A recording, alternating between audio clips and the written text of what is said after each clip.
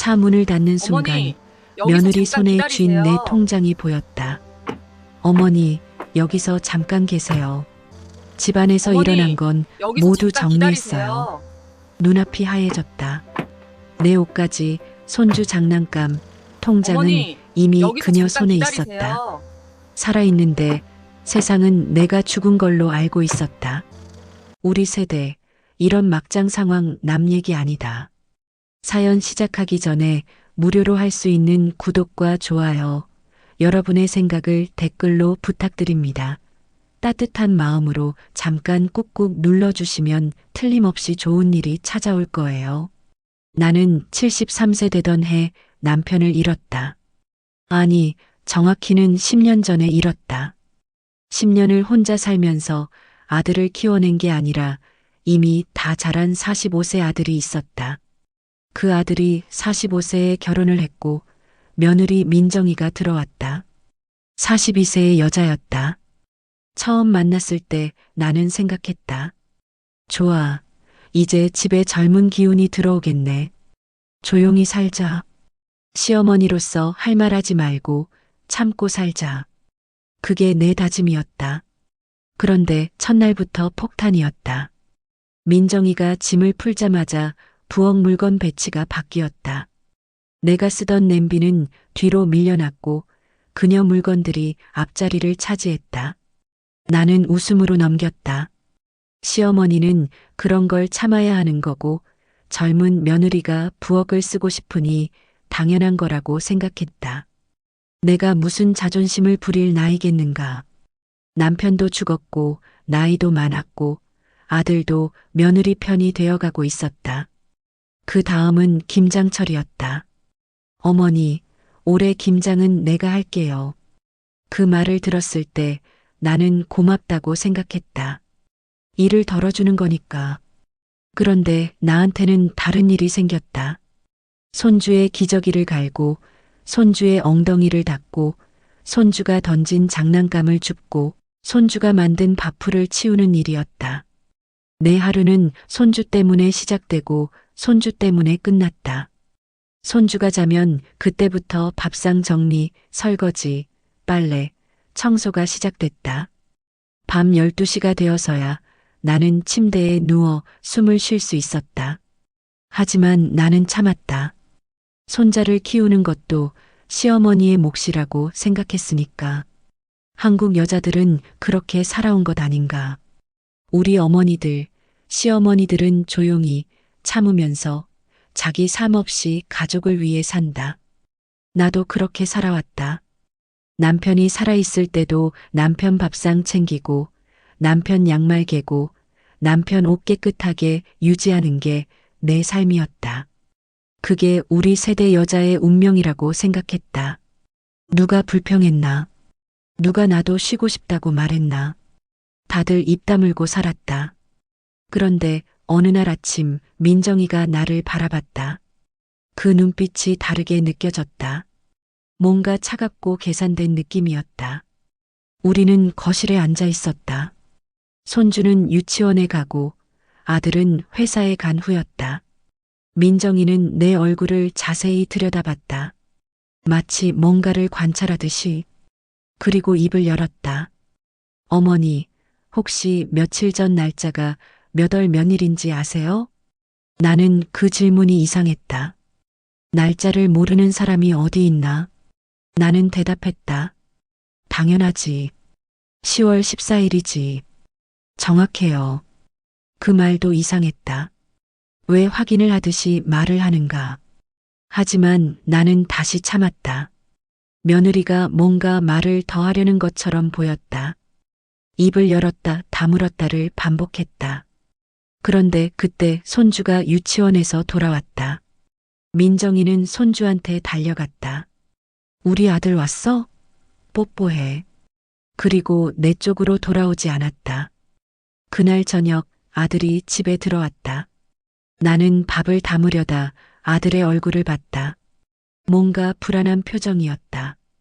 마치 무거운 짐을 들고 온 것처럼. 아들은 나를 찬찬히 바라봤다. 그리고 물었다. 엄마, 괜찮아? 응, 괜찮지. 왜?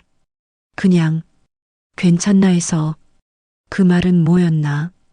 왜 자기 엄마가 괜찮은지를 물었나? 이상했다. 그런데 아들은 더 말을 하지 않았다. 민정이와 눈빛을 주고받더니 밥상에 앉았다. 그들의 눈빛 교환, 그것은 뭔가 약속이 있다는 신호처럼 느껴졌다. 그때부터 나는 느꼈다. 뭔가 이상하다. 뭔가 계획된 것처럼 느껴진다. 하지만 나는 여전히 모르고 있었다. 내 평생을 참아온 이 몸이 앞으로 얼마나 더 큰 배신을 견뎌야 할지. 그리고 그 배신의 시작이 바로 다음 날이었다. 민정이는 휴대폰을 들었다. 그리고 나를 찍기 시작했다. 처음엔 그냥 손주를 찍는 것 같았다. 아이가 나한테 안기거나 내가 밥을 먹을 때, 옷을 입을 때. 그런데 뭔가 이상했다. 그녀는 내 얼굴을 특별히 집중해서 찍었다. 내 손이 떨릴 때, 내가 말을 더듬을 때, 내가 물건을 놓칠 때, 모두 영상에 담겼다. 아, 이 여자. 뭔가 하려고 준비하는 거구나. 나는 깨달았다. 하지만 정확히 뭘 하려는 건지는 몰랐다. 그 다음 주 민정이는 아들을 부엌으로 불러갔다. 나는 거실에서 손주와 장난감을 갖고 놀고 있었는데 그들의 목소리가 들렸다. 여보, 어머니 요양원 알아봤어. 좋은 곳 있어. 요양원? 내 귀가 확 쫑긋 섰다. 왜 갑자기 요양원이야? 어머니 봤잖아. 자꾸 상태가 이상해지시는 것 같은데. 우리가 잘 챙길 수 없으면 전문 시설에서. 근데 엄마 괜찮던데? 여보, 제가 직업이 뭔지 알잖아요. 민정이는 간호사 자격이 있었다. 정확히는 요양보호사 경력이 있었다. 그래서 더 설득력이 있었다. 제가 봤을 때 초기 치매 증상 같은데. 안 되겠어요. 미리 좋은 시설에 들어가시는 게. 치매? 내 가슴이 철렁했다. 나는 치매가 아니었다. 멀쩡했다. 그런데 그 여자가 내게 치매를 씌우고 있었다. 이 여자, 날 요양원으로 내려치려고 하는 건가? 손주를 안고 있던 내 팔에 힘이 들어갔다. 손주가 보챘다. 할머니 아파. 미안해. 나는 손주를 다시 풀어줬지만 내 몸은 얼어붙어 있었다. 그 순간부터 내 삶은 시계 태엽처럼 감기기 시작했다. 밤이 되자 민정이는 휴대폰으로 찍은 영상들을 아들에게 보여줬다. 나는 침대에 누워 있었지만 거실의 목소리가 들렸다. 봤죠?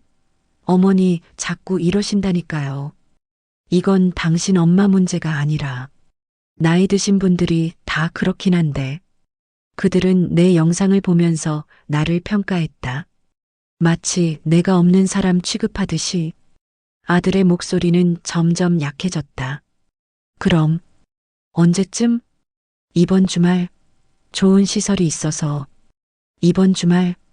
나는 침대에서 일어났다. 몸이 떨렸다. 정말 내가 요양원으로 가야 한다는 건가? 내 집을 떠나야 한다는 건가? 침대 밑에 나는 숨겨둔 통장을 꺼냈다. 평생 모은 돈이었다. 50년을 일해서 모은 돈. 남편 죽고도 혼자 서서 모은 돈. 그 통장을 들었을 때 나는 깨달았다. 이것도 내가 지킬 수 없을 거라는 걸. 그 다음 날 나는 깨어나자마자 알았다. 이제 내 일거일동이 기록된다는 걸. 민정이는 아침 일찍 일어나 휴대폰을 손에 들었다. 나는 아직 침대에 누워 있었는데 그녀가 방 문을 열었다. 렌즈가 나를 향했다. 어머니, 좋은 아침. 그 목소리는 다정했지만 손에 든 휴대폰은 거짓말을 하지 않았다. 내가 일어나는 순간 그 모습이 화면에 담겼다. 내 얼굴을 자세히 들여다보더니 촬영 버튼을 눌렀다. 나는 본능적으로 얼굴을 돌렸다. 왜 찍어? 어머니, 이게 뭔지 아세요? 그녀는 휴대폰 화면을 내게 보였다. 화면에는 내 모습이 있었다. 침대에서 일어나는 내 모습, 흐릿한 눈, 느린 움직임, 구부정한 자세. 기록해두는 거예요. 혹시 모르니까. 혹시 모를 일이라니. 그게 뭐였나? 나는 침대에서 내려왔다. 다리가 조금 뻣뻣했다. 나이 탓이었다. 73세 몸은 아침에 일어날 때면 항상 경직된다. 하지만 그 모습도 담겼다. 내가 내려오는 게 느린 것도, 손으로 침대를 짚는 것도, 다리를 끌며 걷는 것도. 아, 그거 봤죠? 어머니 자꾸 이러신다니까. 그녀는 중얼거렸다. 그건 나한테 하는 말이 아니라 다른 누군가에게 보낼 메시지인 것 같았다. 거실로 나갔다. 아들은 이미 출근 준비를 하고 있었다. 손주는 유치원 준비물을 챙기고 있었다. 평범한 아침이었다. 하지만 아무것도 평범하지 않았다. 나는 밥을 준비했다.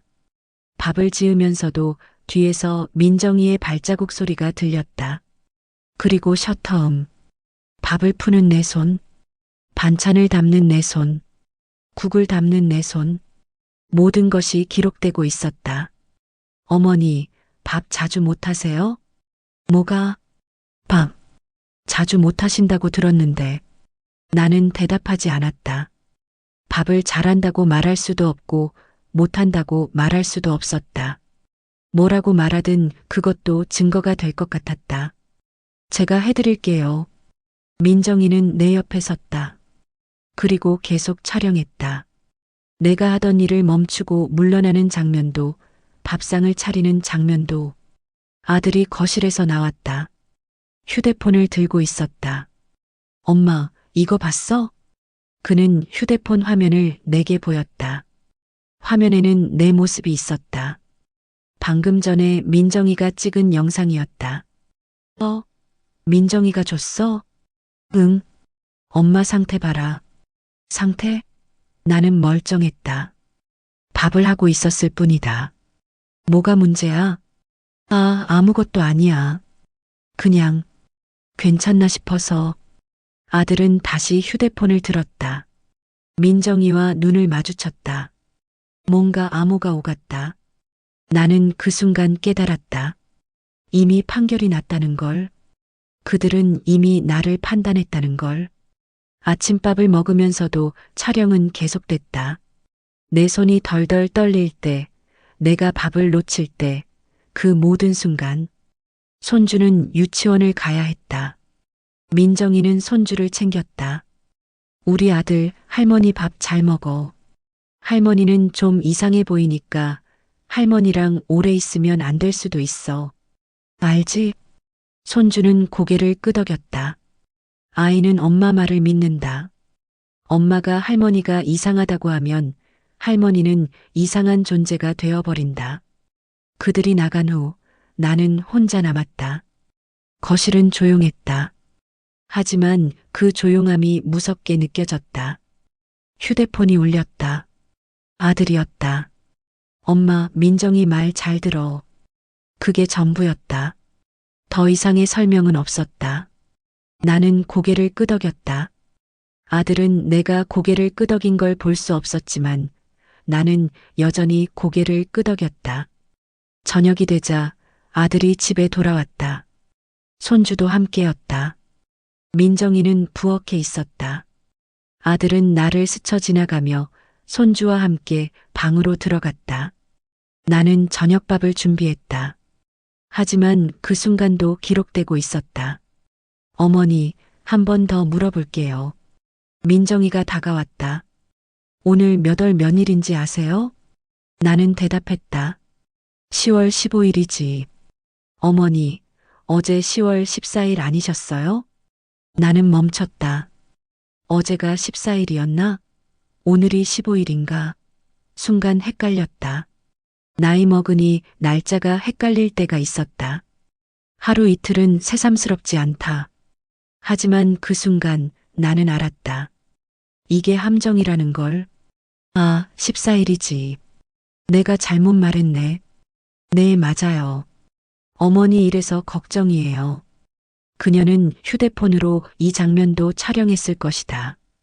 내가 날짜를 헷갈리는 장면을, 내가 실수하는 장면을. 밥을 먹을 때 나는 아들의 얼굴을 봤다. 아들의 눈에는 동정이 있었다.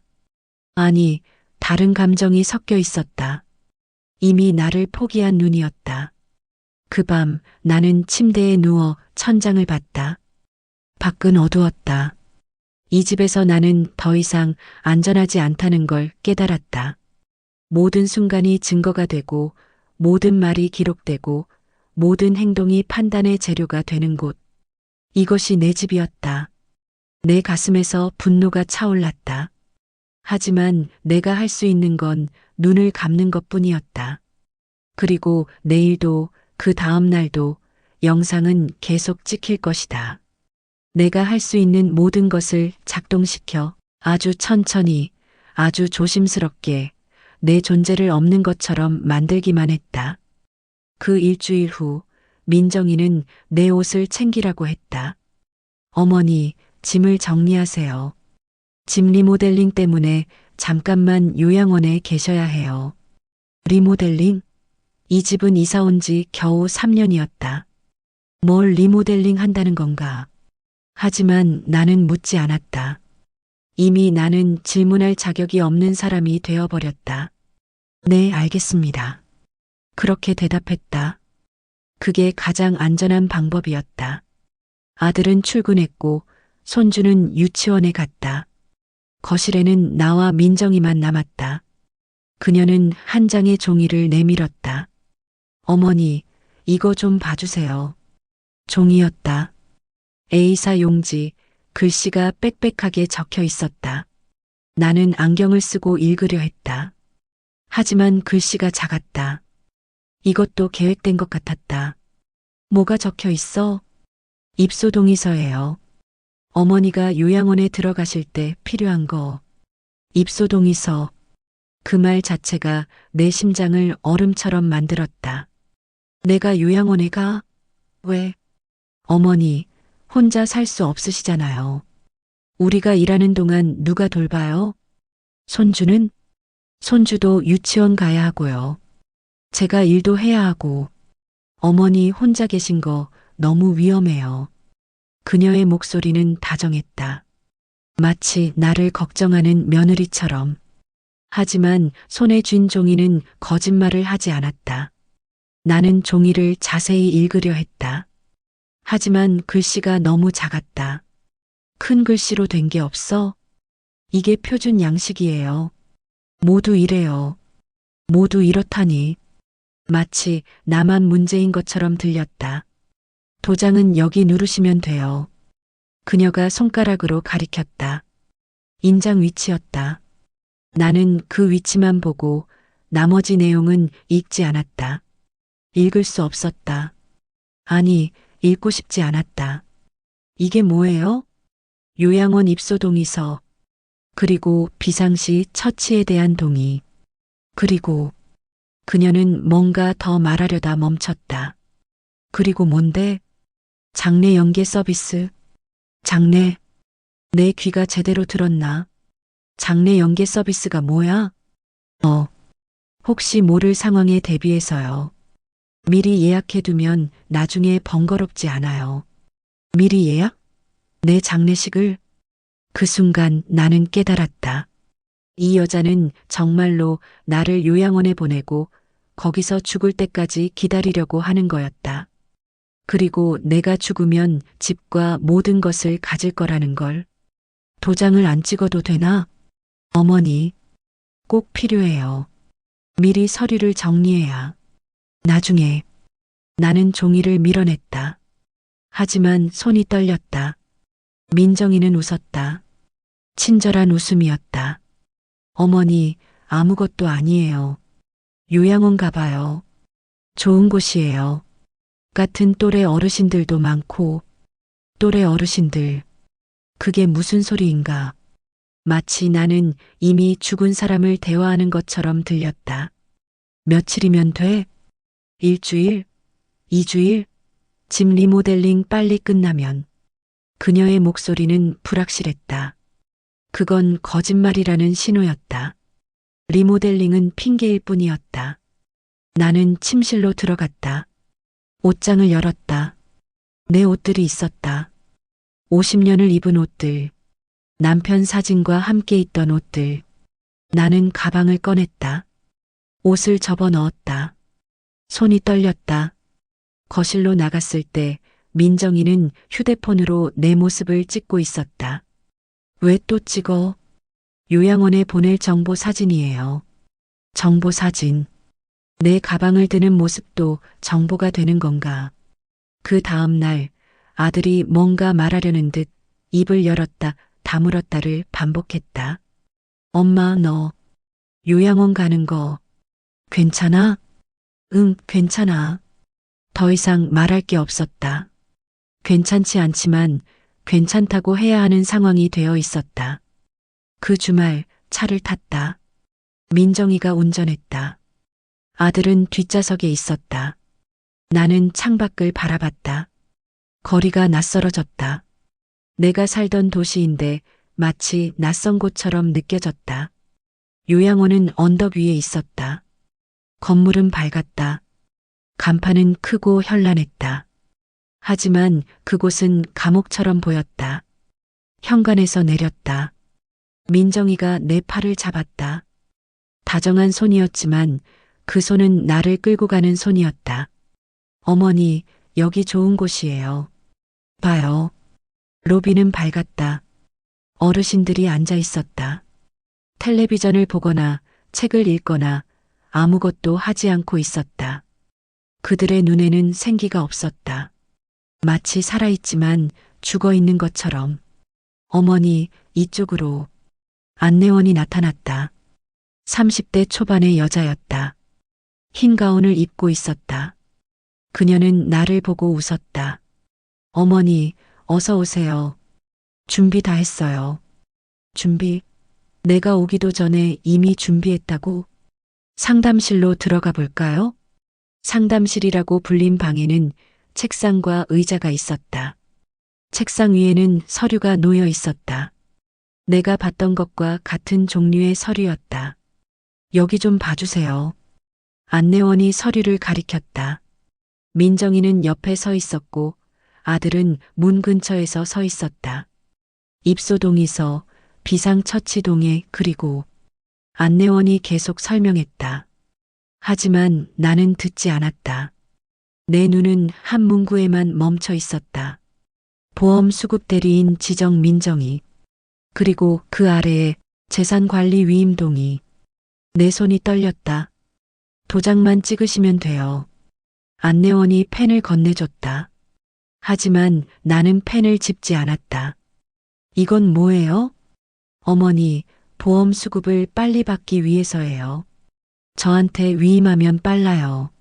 민정이가 다가와 내게 속삭였다. 어머니, 빨리 해요. 다음 환자들이 기다려요. 환자? 내가 환자라고? 나는 서류를 읽으려 했다. 하지만 글씨가 작았다. 아니, 애초에 읽으려고 하지 않는 것 같았다. 읽으면 더 겁날 것 같았다. 도장을 안 찍으면? 어머니, 요양원 들어오실 수 없어요. 이건 필수예요. 필수? 그 말이 무게처럼 나를 누르고 있었다. 나는 도장을 들었다. 손이 떨렸다. 그 도장이 찍혔을 때 뭔가가 내 안에서 끝났다. 내 삶의 마지막이 그 순간이라는 걸 직감했다. 잘하셨어요. 안내원이 웃었다. 이제 어머니 방을 보여드릴게요. 방으로 가는 복도는 길었다. 옆으로 지나가는 사람들이 있었다. 모두 나이가 많은 사람들이었다. 그들 대부분은 혼자 걷고 있었다. 아무도 나를 챙기지 않았다. 내 방은 작았다. 침대, 책상, 의자. 그뿐이었다. 창밖으로는 도시가 보였지만 창살이 있는 것처럼 느껴졌다. 편하세요? 안내원이 물었다. 나는 대답하지 않았다. 민정이와 아들이 짐을 내려놨다. 가방이 침대 옆에 놓였다. 어머니, 우리 갈게요. 금요일에 와서 봬요. 금요일? 5일 뒤다. 안 가도 돼? 일이 있어서요. 어머니, 여기서 편히 계세요. 편하게? 이 감옥에서? 아들은 입을 열지 않았다. 마치 나를 보지 않는 것처럼. 민정이만 웃으면서 나갔다. 그들이 떠나간 후 나는 창문 밖을 봤다. 차가 떠나간다. 내 아들이 탄 차가. 그제야 나는 깨달았다. 내가 버려졌다는 걸. 살아있는데도 이미 죽은 것처럼 취급받는 이곳에서 나는 몇 년을 더 살아야 하나. 그리고 내 보험금과 재산은 이미 민정이의 손에 있었다. 침대에 누워 천장을 봤다. 이곳의 천장도 회색이었다. 마치 죽음의 색처럼. 요양원 첫날 나는 아들 얼굴을 기다렸다. 금요일이라고 했으니 금요일이 되면 올 거라고 생각했다.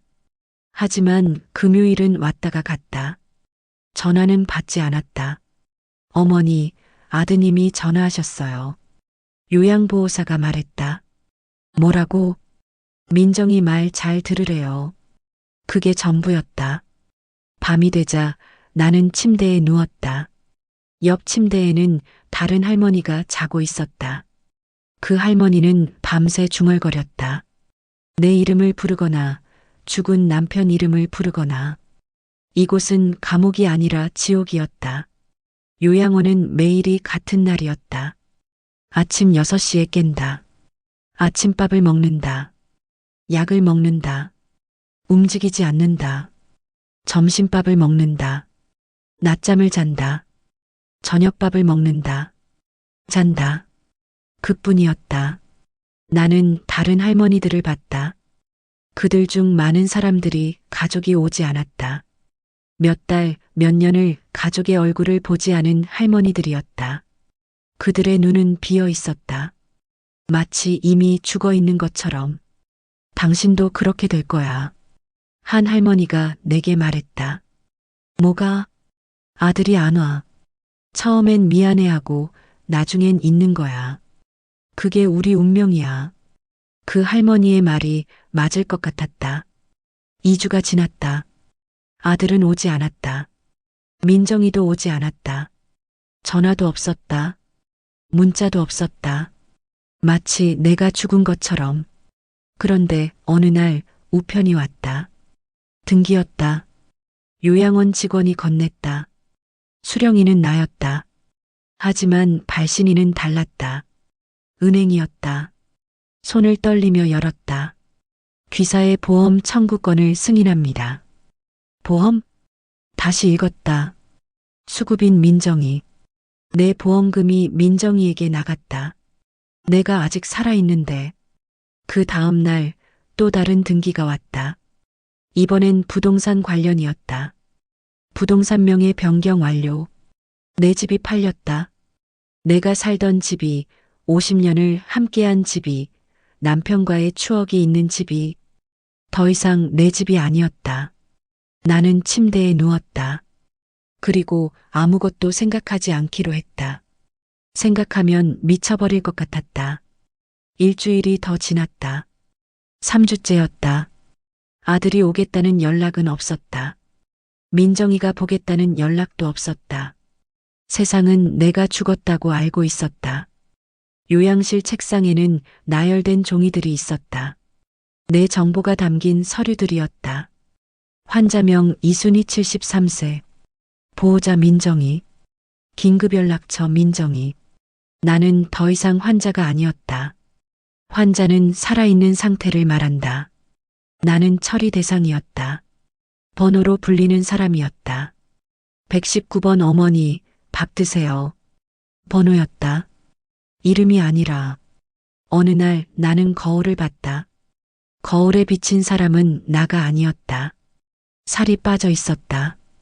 눈이 움푹 들어가 있었다. 흰머리가 더 하얘 보였다. 마치 유령처럼. 어머니, 드세요. 요양보호사가 밥을 내밀었다. 나는 밥을 먹었다. 하지만 맛이 없었다. 아무것도 맛이 없었다. 한 달이 지났다. 아들이 한 번도 오지 않았다. 문자도 없었다. 전화도 없었다. 마치 나는 존재하지 않는 사람인 것처럼. 그런데 어느 날 민정이가 나타났다. 검은 옷을 입고 있었다. 아니, 정확히는 검은 옷을 입고 있는 척했다. 하지만 그 얼굴에는 웃음이 있었다. 어머니, 뵙고 싶었어요. 뵙고 싶었다고? 한 달 동안 한 번도 오지 않으면서? 아, 얘기할 게 있어서. 그녀는 손에 들고 있던 봉투를 내밀었다. 어머니, 보험금이 나왔어요. 요양원비로 다 쓰이긴 했지만. 보험금? 내 보험금은? 그리고 집도 좋은 가격에 팔렸어요. 근데 그것도 빚 갚고 리모델링비 다 나갔어요. 빚? 리모델링비? 무슨 빚인가? 어머니, 아드님이 사실 사업이 안 돼서 빚이 많았어요. 어머니 집이랑 보험금으로 다 갚은 거예요. 그 말이 거짓이라는 걸 나는 알았다. 하지만 반박할 증거가 없었다. 모든 서류는 이미 민정이 손에 있었다. 그래서 앞으로 어머니는 국가지원금으로 요양원비를 내기로 했어요. 괜찮죠? 국가지원금. 최저 수준이라는 뜻이었다. 아드님은 일이 바빠서 못 온대요. 바쁘다고? 한 달 동안 한 번도 못 올 정도로? 그래도 안 된다고. 어머니, 어쩔 수 없어요. 일이 일이니까요. 그녀는 웃었다. 그리고 가려고 했다. 잠깐, 어머니. 뭐? 이 서류 좀 사인해 주세요. 또 서류였다. 뭐야? 보험금 처리 완료 서류. 어머니 확인용이에요. 나는 읽으려 했다. 하지만 글씨가 작았다. 아니, 읽고 싶지 않았다. 도장을 찍었다. 그리고 그녀는 떠났다. 다시는 오지 않을 것 같은 표정으로. 그 밤 나는 침대에 누웠다. 그리고 천장을 봤다. 회색 천장. 언제나 그 색이었다. 옆 침대에서 할머니가 중얼거렸다. 아들, 아들. 언제 와? 그 할머니는 내 상황을 모르고 있었지만 내 감정을 완벽하게 표현하고 있었다. 나는 눈을 감았다. 살아있으면서도 죽어있는 이곳에서 나는 계속 숨을 쉬어야 한다는 게 저주처럼 느껴졌다. 요양원에서 2달째가 되는 날 나는 다른 방법을 생각해냈다. 일부러 더 느리게 움직이기, 일부러 더 약해 보이기, 일부러 더 치매 환자처럼 보이기. 왜냐하면 멀쩡한 척하면 병원 이동이 될 수 있다는 걸 알았기 때문이다. 다른 할머니들이 말해줬다. 치매 진단을 받으면 더 비싼 곳으로 옮겨진다고. 그러면 민정이가 돈을 더 낼 텐데 그건 싫을 거라고. 그래서 나는 연기를 시작했다. 밥을 먹을 때 손을 떨리게 했다. 실제로 떨렸지만 더 크게 떨렸다. 계단을 내려갈 때 더 천천히 걸었다. 날짜를 물어보면 틀린 대답을 했다. 모두 자연스러운 연기였다. 어머니, 괜찮으세요? 요양보호사들이 물었다. 네, 괜찮습니다. 그리고 그게 사실이 아니라는 걸 그들도 알았다. 3달째 나는 거울을 보지 않기로 했다. 보면 나 자신이 누군지 헷갈릴 것 같았다. 이 몸이 진짜 나인지 아니면 누군가의 연기인지. 요양원의 일상은 계속됐다.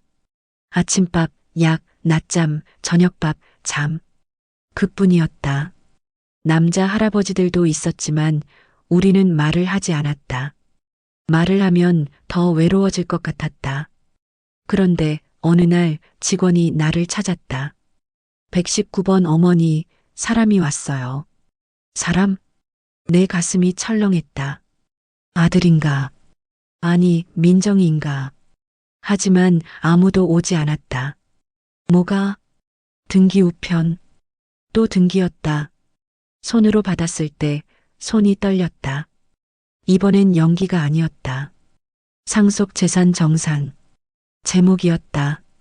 그 안에는 여러 서류가 있었다. 나는 읽으려 했지만 글씨가 작았다. 아니, 잃고 싶지 않았다. 하지만 한 가지는 명확했다. 현재 남은 금액 영원. 영지로 이었다. 내 남편이 남긴 보험금도, 내가 평생 모은 돈도, 집 파는 돈도 모두 소진되었다. 요양원비라는 명목으로. 그런데 계산이 맞지 않았다. 내가 아는 금액보다 훨씬 많은 돈이 썼다고 되어 있었다. 사기다. 이건 명백한 사기였다. 하지만 서류에는 내 도장이 찍혀 있었다. 내가 모르는 사이에 밤이 되자 나는 침대에 누웠다. 그리고 천장을 봤다. 여전히 회색이었다. 옆 침대에 할머니가 중얼거렸다. 내 돈 어디 갔어? 내 돈. 그 할머니도 같은 상황인 것 같았다. 여긴 다 이래. 다이야. 내가 말했다. 할머니는 고개를 끄덕였다. 마치 이미 아는 일인 듯. 4달째 나는 거울을 다시 봤다. 그곳에 비친 사람은 더 이상 나가 아니었다.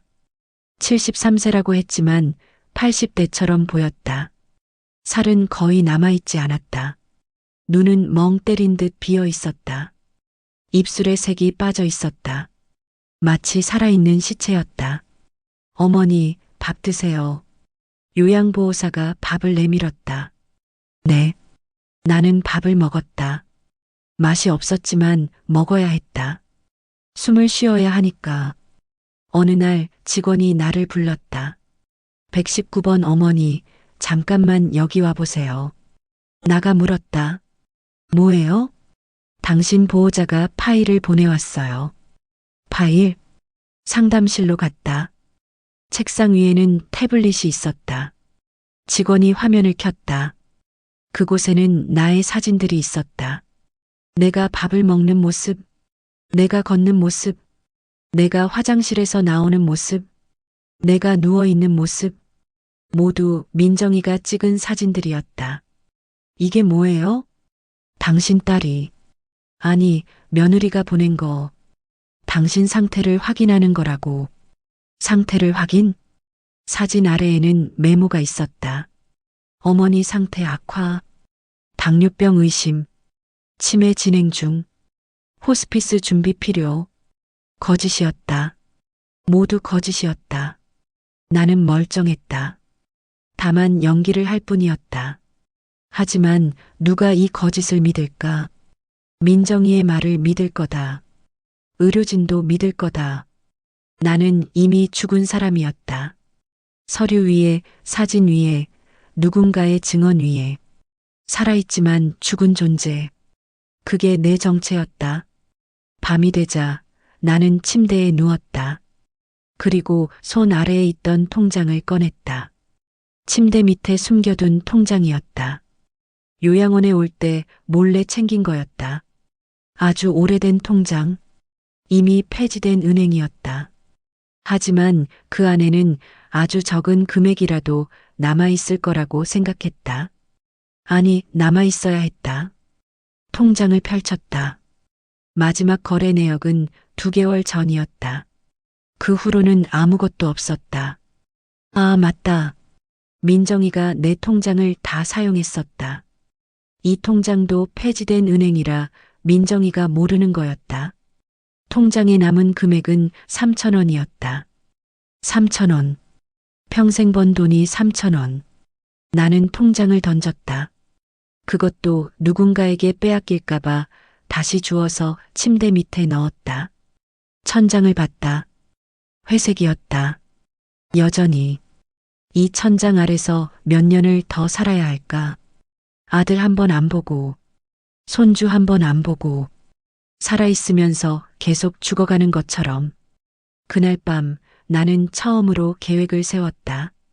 살아가기 위한 계획이 아니라 싸우기 위한 계획이었다.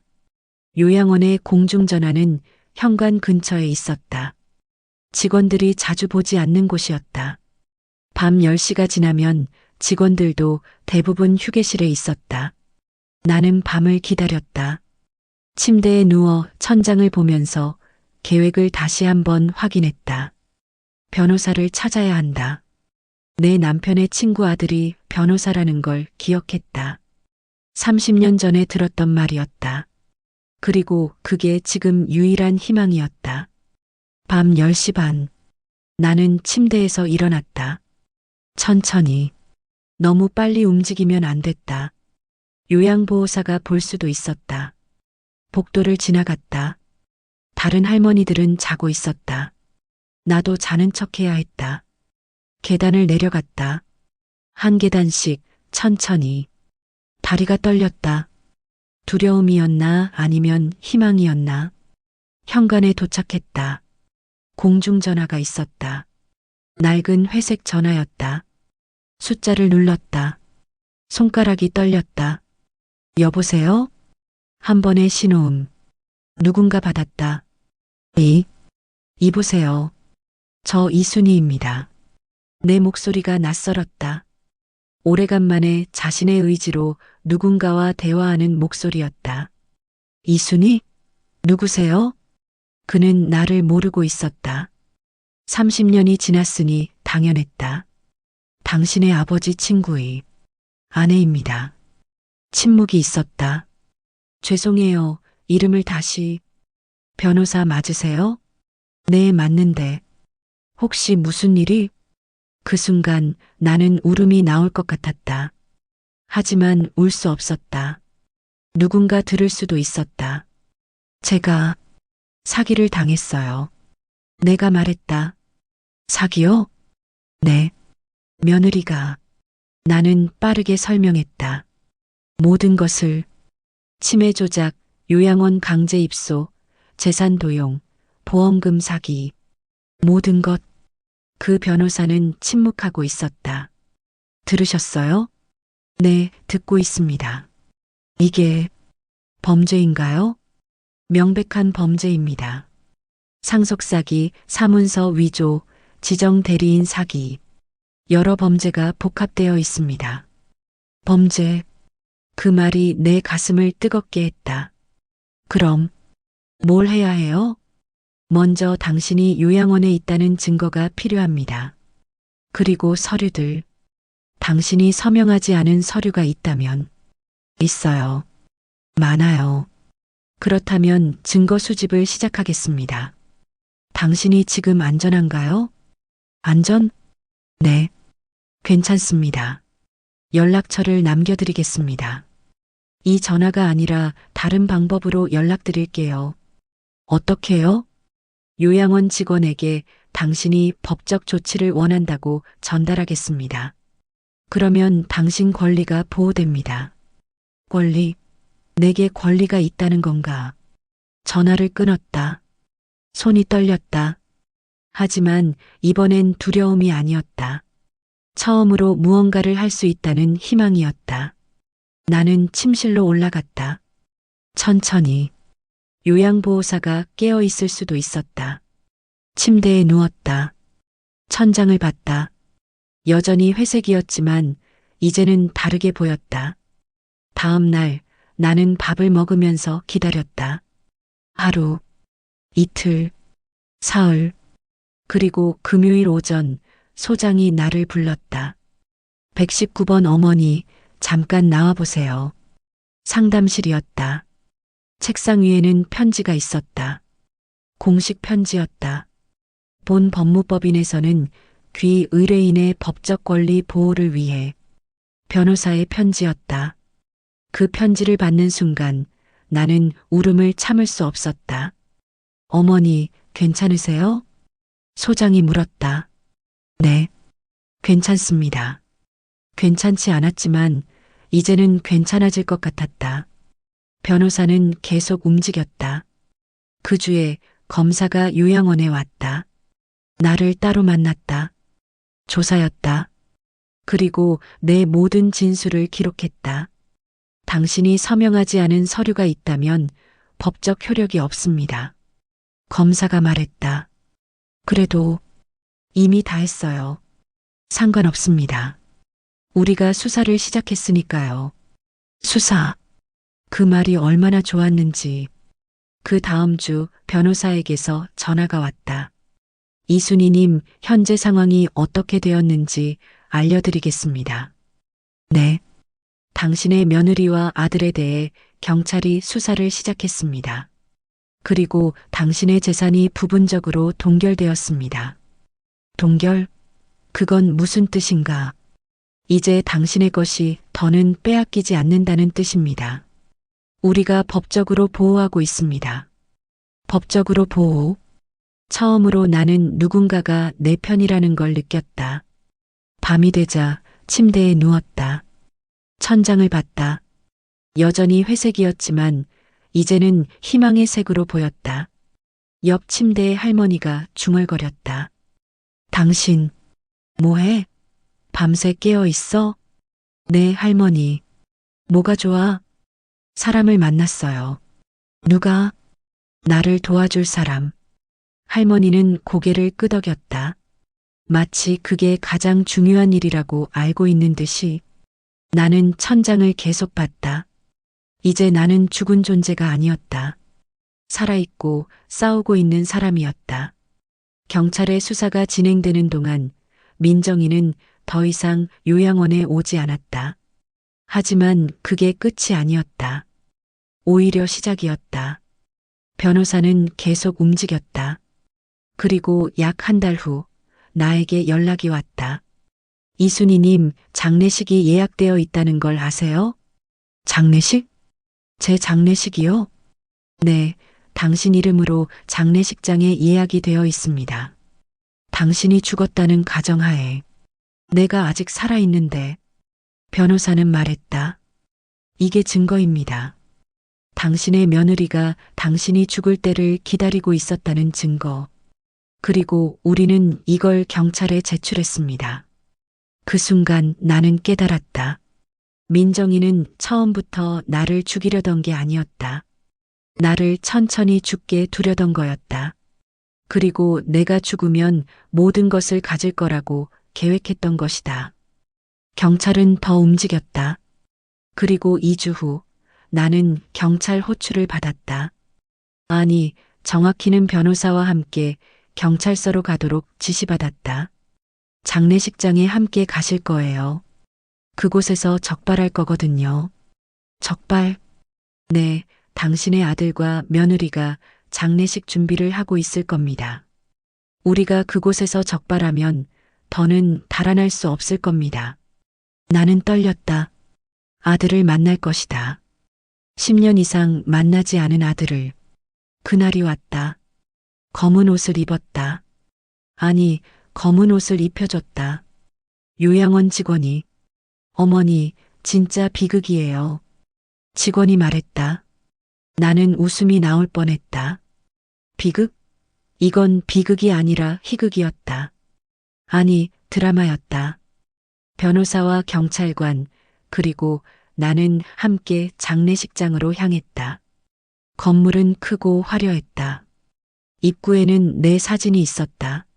내 젊은 시절 사진이었다. 마치 내가 죽었다는 것을 세상에 알리는 것처럼. 저게 나? 네, 당신입니다. 당신의 며느리가 준비한 것 같습니다. 우리는 안으로 들어갔다. 장례식장 깊숙한 곳, 작은 방에서 민정이와 아들을 봤다. 민정이는 하얀 옷을 입고 울고 있었다. 내 사진 앞에서 마치 진짜 슬픈 며느리처럼. 아들은 그 옆에 서 있었다. 수심 어린 표정으로. 그 순간 문이 열렸다. 변호사와 경찰관이 들어왔다. 그리고 나, 민정이. 내가 말했다. 그녀의 몸이 굳었다. 어머니? 응, 내가 죽지 않았어. 민정이의 얼굴이 창백해졌다. 입이 벌어졌다. 마치 유령을 본 것처럼. 미쳤나? 어머니가. 살아? 아들도 놀랐다. 하지만 그의 놀람은 다른 종류였다. 죄책감이 묻어났다. 여기 계신 분들은? 경찰관이 앞으로 나섰다. 저희는 경찰입니다. 당신들을 상속사기, 사문서 위조, 재산 도용 혐의로 조사하기 위해 왔습니다. 뭐예요? 민정이가 말했다. 당신은 이순희님의 의료비라는 명목으로 그녀의 집을 팔고 보험금을 갈취했습니다. 그리고 그녀의 도장을 위조하여 재산 관리를 위임받았습니다. 또한 그녀의 사망을 가정하고 장례식을 미리 예약했습니다. 이는 모두 범죄입니다. 아니에요. 어머니, 민정이가 나를 향했다. 어머니, 내가 뭘 잘못했어요? 그 질문이 웃겼다. 넌 몰라? 어머니, 내가 정말로 나쁜 일을 한 건 아니었어요. 어머니 약값이? 내 집이 그렇게 비쌌나? 내 보험금이 그렇게 비쌌나? 나는 목소리를 높였다. 내가 요양원에 있을 때 난 멀쩡했어. 멀쩡한데 넌 내 돈을 다 빼갔어. 그리고 내가 죽기를 기다렸어. 내 장례식까지 예약했어. 어머니, 그만해. 경찰관님, 이 여자를 데려가세요. 경찰관이 다가갔다. 민정이님, 당신을 체포합니다. 민정이는 저항했다. 울고 외쳤다. 하지만 소용없었다. 아들은 아무것도 할 수 없었다. 아버지. 아니 어머니. 아들이 나를 보며 말했다. 미안해. 나 정말 미안해. 나는 아들을 봤다. 10년 이상을 못 본 아들을. 그는 더 이상 내 아들이 아닌 것 같았다. 아니, 애초부터 그랬나? 당신도 함께인 거 알죠? 경찰관이 아들을 보며 말했다. 저도요? 네, 당신도 재산 도용에 공모했습니다. 아들의 얼굴이 창백해졌다. 하지만 아드님이 직접 행동한 것보다는 방조 정도로 보여 죄가 덜할 수 있습니다. 법원에서 판단하겠지만요. 아들도 경찰관과 함께 나갔다. 그리고 나는 혼자 남았다. 장례식장에 내 사진 앞에 변호사가 내게 말했다. 이순희님, 이제 끝입니다. 끝? 이제 당신의 것을 되찾기 시작할 거예요. 집, 재산, 보험금. 모두. 나는 울음이 나올 것 같았다. 하지만 이번엔 절망의 눈물이 아니었다. 고맙습니다. 당신이 용감했습니다. 그 전화만 없었다면 우리는 절대 이 사건을 알 수 없었어요. 밤 10시에 공중전화로 건 그 전화. 그게 모든 걸 바꿨다. 나는 요양원으로 돌아갔다. 그런데 이제는 다른 곳이었다. 감옥이 아니라 쉼터였다. 천장을 봤다. 회색이었지만 이제는 희망의 색이었다. 옆 침대 할머니가 말했다. 당신 뭐 했어? 뭔가 달라. 산 거야. 진짜로. 나는 다시 집으로 돌아왔다. 요양원이 아니라 내 집으로. 며느리와 아들이 사라진 내 집으로. 문을 열었을 때 집의 냄새가 그대로였다. 남편과 함께 살던 집의 냄새. 50년을 함께한 공간의 냄새. 나는 현관에서 한참을 서 있었다. 변호사가 말했다. 이순희님 축하합니다. 당신의 집입니다. 축하? 나는 울음이 나왔다. 이번엔 절망의 눈물이 아니었다. 해방의 눈물이었다. 재판부는 민정이에게 징역 3년을 선고했다. 사기와 위조 혐의로. 아들은 징역 1년 6개월에 집행유예 3년을 받았다. 방조와 공모 혐의로. 그리고 내 재산은 모두 돌려받았다. 집도, 보험금도, 통장도. 당신이 정말 용감했습니다. 변호사가 말했다. 그 전화 한 통이 모든 걸 바꿨어요. 전화? 그 공중전화? 네, 밤 10시에 건 그 전화. 그게 없었다면 우리는 영원히 이 사건을 알 수 없었어요. 내가 한 일이 이렇게 중요했단 말인가. 나는 집 곳곳을 다녔다. 거실, 부엌, 침실, 남편 물건들이 있는 방. 모든 것이 그대로였다. 마치 내가 떠난 지 하루만 된 것처럼. 하지만 시간은 많이 흘렀다. 모든 게 변했다. 나는 변했다. 73세 여자는 지금 다르다. 우리 세대는 너무 오래 참고 살았다. 남편 밥상을 챙기고 아들 밥상을 챙기고 며느리 밥상을 챙기면서 가족이라는 이름 아래 존중받지 못하는 걸 사랑이라고 착각하면서 어머니가 조용히 하면 돼, 어머니는 참으면 되라는 말을 듣고 나이 많으니까, 여자니까, 시어머니니까 그렇게 살았다. 하지만 이제는 다르다. 나는 법정에 섰다. 내 권리를 위해. 나는 경찰에 신고했다. 내 아들을 고소했다. 그리고 이겼다. 우리가 이길 수 있다는 걸 보여줬다. 집에서 혼자 밥을 먹으면서 나는 생각했다. 우리 세대 여자들이 얼마나 많은 것을 잃고 살았는지. 자존감도, 꿈도, 권리도.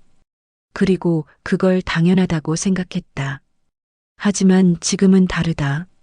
내 손주가 고등학교 다닐 나이가 되었을 때 그 아이에게 나는 뭔가를 말해줄 수 있을 것이다. 할머니가 한 번은 싸웠어. 혼자서. 그리고 이겼어. 그게 얼마나 중요한지 그 아이는 자랄수록 알 것이다. 법원이 내 재산을 모두 돌려주면서 추가로 한 가지를 더했다. 민정이와 아들을 상대로 손해배상금 청구를 인정했다. 나는 억대의 손해배상금을 받게 되었다. 변호사가 웃으며 말했다. 이순희님, 이제 당신은 요양원에 갈 필요가 없습니다. 편하게 사시면 됩니다. 편하게? 나는 이제 편함을 원하지 않는다. 나는 살고 싶다. 정말로 살고 싶다. 집을 정리했다. 50년을 함께한 물건들을 정리했다. 버리기는 싫었다. 하지만 새로 시작하고 싶었다. 친구들에게 연락했다. 10년 이상 연락하지 않은 친구들에게. 당신들이 맞아. 우리는 너무 오래 참고 살았어. 이제 좀 우리 얘기하자. 친구들은 놀랐다. 내가 변했다고. 뭐가 있었어? 그럼 나는 말했다. 모든 걸. 치매 조작도, 요양원도, 손자도, 법정도. 친구들은 눈물을 흘렸다. 당신이 정말 용감했네. 우리 중 누가 그렇게 할 수 있을까? 하지만 내가 용감한 게 아니었다. 나는 그냥 싸웠다. 내 삶을 위해. 내 존엄을 위해.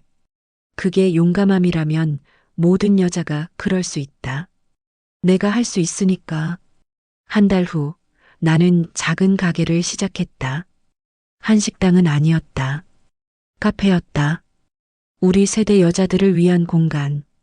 거기서 우리는 우리 이야기를 했다. 아무도 하지 않던 이야기들을.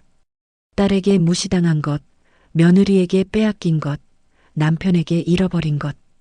그리고 가장 중요한 것, 우리가 여전히 살아있다는 것. 한 할머니가 말했다. 당신 때문에 용기 났어. 나도 뭔가 해야겠어. 또 다른 할머니는 변호사에게 상담을 받기로 했다. 우리는 세상이 우리를 버렸다고 생각했다. 하지만 우리가 스스로를 버렸던 거였다. 이제는 다르다. 나는 매일 거울을 본다. 거울 속의 여자는 더 이상 시체가 아니다. 살아있는 여자다. 남편도 없고 아들도 없지만 나는 혼자가 아니다. 우리 세대 여자들이 있다. 그리고 우리는 이제 우리의 이야기를 한다. 밤마다 공중전화 앞에 서서 누군가에게 도움을 청하지 않아도 된다. 우리는 이미 일어섰다. 참지 않아도 된다. 늙었다고 권리까지 늙은 건 아니다. 우리는 여전히 살고 있고 싸울 수 있고 이길 수 있다. 내가 증명했다.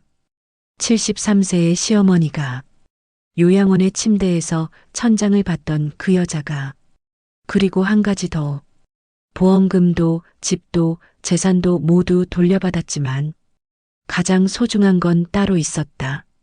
내 존엄이 돌아온 것. 내 목소리를 낼 수 있게 된 것. 내가 어떤 일이 일어나든 혼자가 아니라는 걸 아는 것. 그게 바로 이 이야기의 사이다다. 우리 세대, 마지막엔 우리가 웃어야 한다. 그리고 나는 웃고 있다. 진심으로.